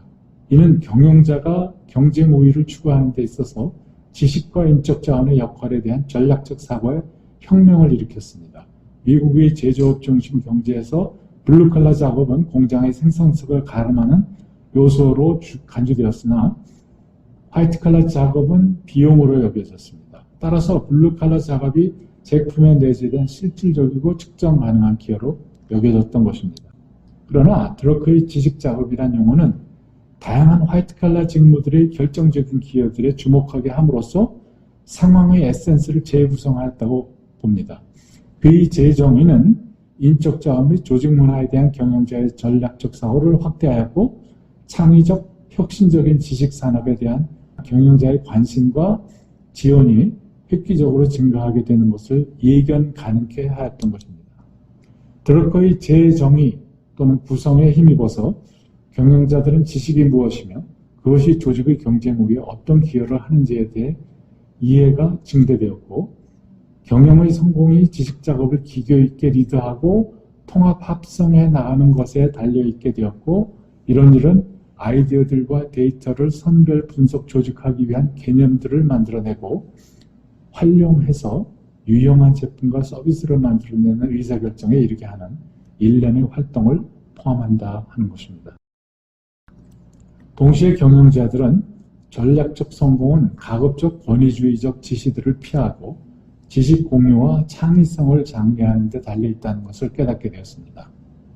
드러커의 단순한 개념, 지식 작업은 경영자의 전략적 사고를 재조명하게 되었고 기업의 현재 및 미래 경쟁 우위에 대한 지식 작업자의 창의적인 기여에 대한 인식을 증진시키게 되었습니다. 실로 지식 작업을 간과한 전략적 사고는 조직의 미래 성공에 중대한 걸림돌이 될 수 있게 되는 것입니다. 세 번째 기법으로는 대체 가능한 가정들을 고려하고 시사점들을 점검하라 하는 것입니다. 드러커는 기업이 미래에 대해서 전략적으로 생각하기 위해선 조직들은 다른 의견들을 배양하고 그것들을 건설적으로 관리해야 한다고 주장하고 있습니다. 이를 용이하게 하기 위해서 그는 소위 다른 견해 또는 입장들을 때로는 매우 첨예한 것들도 제기되도록 하는 탐사 기법을 실행하고 하였습니다. 어떤 기업들에선 매일매일의 가동, 업무 수행, 저변에 깔려있는 가정 또는 전제들이 우리는 우리가 만드는 것을 판다입니다. 단기적으로 그게 기업이 하는 일일 것입니다. 그러나 흔히 경영자들은 미래에 우리는 어떻게 계속 우리가 만드는 것을 팔 것인가 라는 질문을 함으로써 단기적 관점의 전제를 지속하게 됩니다. 이게 유용한 질문이긴 하나 이런 질문은 경영자로 하여금 시장에 대한 내부 관점, 즉 고객은 우리가 만드는 것을 사기 위해 존재한다 라는 관리자의 관점에 갇히게 하는 위험에 처하게 만듭니다. 드러커의 보다 전략적인 사고는 리더들로 하여금 가정 전제들을 점검하고 질문을 던지도록 하는 것입니다. 예컨대 드러커는 단순하지만 급격히 다른 전제, 즉 고객이 비즈니스를 정의한다 같은 것을 제안합니다. 그리고 나선 다음과 같은 일련의 질문들, 즉 누가 우리의 고객인가, 고객들은 어디에 있는가, 고객은 무엇을 원하는가, 우리는 고객이 원하는 것을 어떻게 알아낼 것인가 등의 질문들을 하게 합니다. 보시는 장편은 드러커가 예시한 효과적인 경영을 위해서 필요로 하는 5가지 요소들을 정리해 놓은 것입니다. 효과성이라 하면 올바른 일을 하는 것이고 실천을 통해 배울 수 있는 습관이고 효과적인 성향을 타고난 사람은 없다라고 하는 것을 강조하는 것이고 효과성은 배워야 되고 효과성은 배울 수 있다라고 하는 것을 드러커는 강조하고 있습니다. 그러한 효과성에 영향을 미치는 요소로서 피터 드러커는 앞서 우리가 살펴본 바와 같이 시간관리, 집중, 기여, 강점관리, 의사결정이 가장 중요한 요소들이다라고 하는 것을 강조하고 있습니다.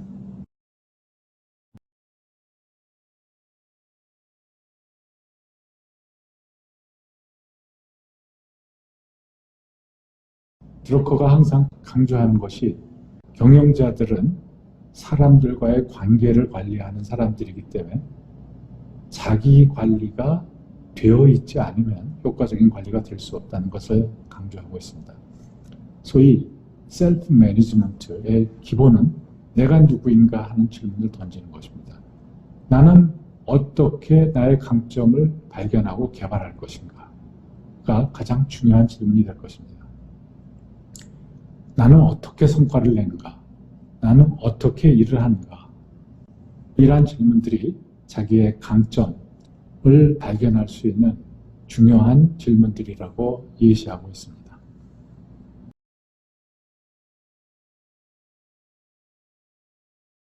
피터 드러커는 셀프 리더십을 항상 강조하고 있었습니다. 그가 이러한 셀프 리더십을 위해서 모두 던져야 할 몇 가지 질문들을 예시해 놓고 있습니다. 나의 강점은 무엇인가? 나는 어떻게 할 때 가장 잘하는가? 나의 소중히 여기는 가치는 무엇인가? 나는 어디에 소속하고 있는가? 나는 어떤 기여를 해야 하는가? 나는 관계들의 책임을 느끼는가? 나는 다음에 무엇을 할 것인가? 이러한 질문들이 단순하고 평범한 것 같지만 자기 자신을 돌아보는 또 자기 자신을 관리하는 데 매우 중요한 질문이다라고 하는 것을 제3은 강조하고 있는 것입니다. 무엇보다도 내가 하고 싶은 게 뭔가라는 질문으로부터 시작하지 않습니다. 그들이 무엇이 행해져야 할 것인가를 먼저 스스로 묻고 그들 중 전과 다른 결과를 낼 만한 일들이 있다면 내가 맡아서 할 올바른 일이 무엇일까라는 질문을 한다라고 보았습니다. 즉 효과적인 리더들은 내가 이 일을 통해서 얻을 수 있는 게 무엇인가 보다는 내가 이 일에 기여할 수 있는 것이 무엇인가를 먼저 질문하는 사람들이다라고 하는 것입니다.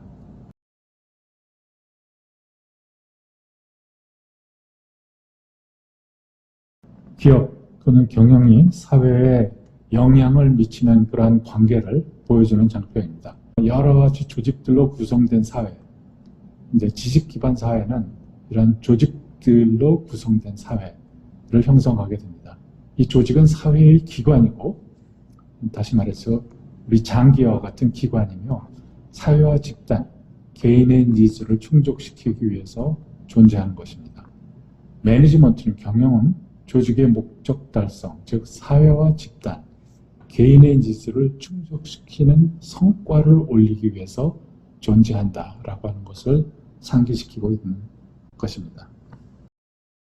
피터 드러커의 경영 컨설턴트, 이그제큐티브 코치로서의 프로페셔널리즘. 첫째는 드러커는 고객을 상대로 무지한 상태에서 몇 가지 핵심적인 질문들을 하는 것을 그가 갖고 있는 가장 큰 강점이라고 생각했습니다. 잭 웰치로부터 질문을 받았을 때 드러커가 G2에 대해서 속속들이 알 방법이 없는 거죠. 알 방법이 없지만 잭 웰치가 자기가 회장이 되고 나서 여러 가지 고민들을 얘기하면서 선생님 생각은 어떻습니까? 라고 물어봤을 때 이 사람이 지금 뭔가 사업을 재정비를 해야 되겠다라고 하는 생각은 갖고 있는데 어디서부터 봐야 될지를 모르고 있는가 보다 해서 자기도 모르지만은 나라면 이런 질문을 갖다가 한번 해보겠네 해서 던진 질문들이 잭 웰치에게는 선택과 집중이라고 하는 그런 생각을 갖게 한 그런 대목이었었습니다. 드러커는 고객을 상대로 무지한 상태에서 몇 가지 핵심적인 질문들을 하는 것을 그 강점이라고 생각한다. 여러분들은 조직에서 경험도 많고 많을수록 스스로 이럴 것이다 라고 하는 어떤 고정관념 내지는 당연하다고 생각하는 것들이 마음속에 있을지 모를 겁니다. 그런 거 다 없애라는 얘기죠. 비우라는 얘기죠. 그리고 무지한 상태에서 고객이 답을 찾아갈 수 있도록 가이드가 될 수 있게 준비된 핵심적인 질문들을 갖다가 던지도록 해라. 무지한 상태라는 게 자기가 알고는 있지만은 다 비워놓고 그것을 암시하는 그런 질문이 아니고 다 비워놓고 핵심이 될 만한 고객에게 핵심이 될 만한 지침이 될 만한 그런 질문들을 던져라는 얘기입니다. 귀하의 비즈니스는 무엇입니까? 귀하의 비즈니스는 무엇이어야 한다고 생각하십니까? 귀하의 고객은 누구입니까? 등등. 둘째로 고객과 친밀하게 지내지만 결코 고객사 내부로 오인될 정도로 친밀하게 지내지 마십시오. 컨설턴트들이 알면서 제대로 지키지 못하는 대목이 바로 이거라고 생각하게 됩니다. 왜냐하면 돈이 딸려있는 문제이기 때문에 어느 누구나 자기에게 페이를 하는 사람들이 무슨 의도로 갖고 있는지를 읽고 싶지 않은 사람은 없을 겁니다. 그런 유혹이 생길 때 참아야 된다라고 하는 얘기입니다. 컨설턴트는 고객이 추구하는 바에 충실할 필요는 있지만 프로페셔널로서 경영 프랙티스에 도움이 될 제안 조언을 하기 위해선 균형 잡힌 거리감을 유지할 필요가 있다라고 하는 겁니다. 드러커가 GM과 할 때 슬로운을 만날 수 있는 기회가 무제한 허용이 됐고 슬로운이 참석할 수 있는 모든 미팅 다 참석할 수 있고 슬로운을 접할 기회가 많이 있었습니다. 그래서 드러커는 슬로운을 굉장히 존중합니다.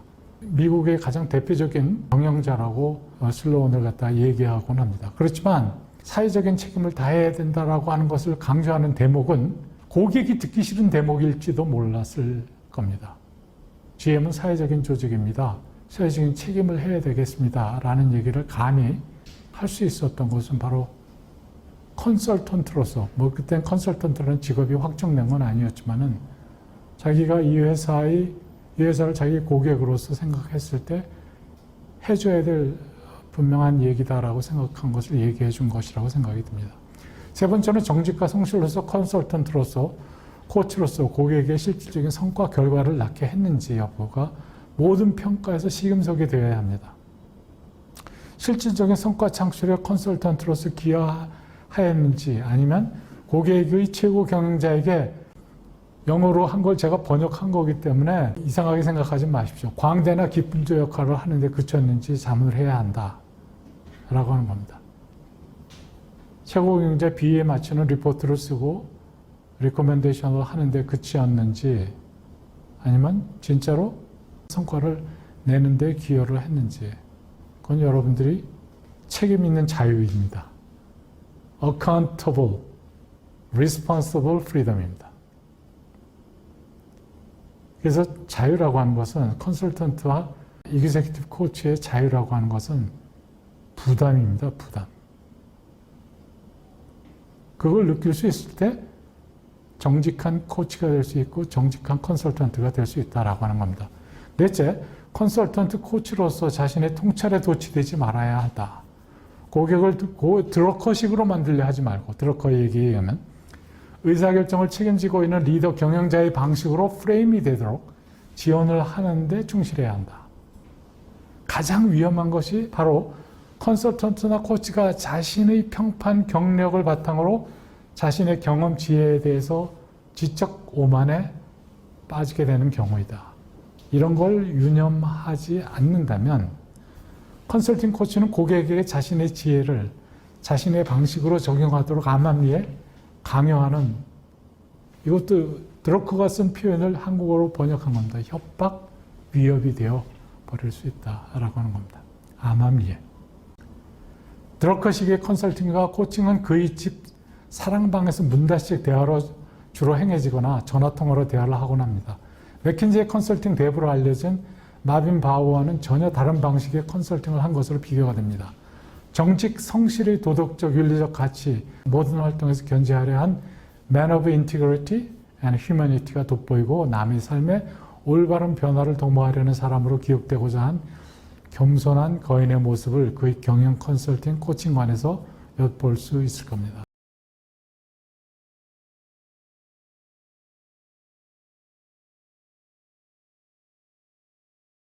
마지막으로 드러커가 리더십에 대해서는 별로 이렇게 하신 말씀이 많지는 않지만 긍정탐구의 창시자이기도 한 사람입니다. 이 사람이 2010년도에 드러커 경영대학원에 드러커 펠로로 이제 왔을 때 학생들한테 자기가 2002년도에 드러커와 인터뷰를 하면서 들었던 얘기를 전달을 합니다. 근데 이거는 넥스트 소사이어티에도 이미 인터뷰에 나와 있던 얘기입니다. 왜냐하면 드러커가 같은 질문을 받았기 때문에 똑같은 얘기를 했는 거예요.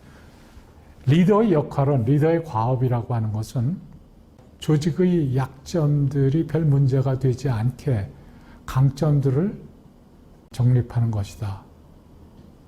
별로 보통 사람들로부터 강점들을 끄집어내서 그것을 잘 엮어서 한 사람 한 사람 수는 엄두를 내지 못하는 결과를 만들게 함으로써 시스템이나 개인의 약점이 별 문제가 되지 않게 하는 것.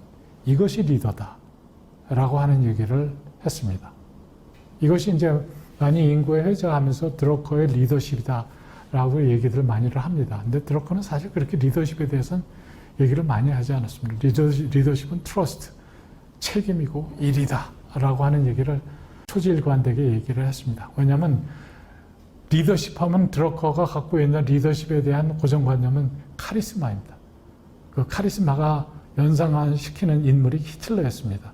그래서 리더십이라는 용어를 잘 쓰려고 하질 않았습니다. 그게 그가 갖고 있는 트라우마일지는 모르겠지만, 그러나 이제 나중에 그분이 이제 여유가 있을 때 또 비영리 조직의 리더들을 육성을 할 때 리더에 대해서 뭔가 좀 새로운 관을 정립해야 됐다라고 했을 때 하신 말씀이 이제 이런 리더십 관을 피력하신 겁니다.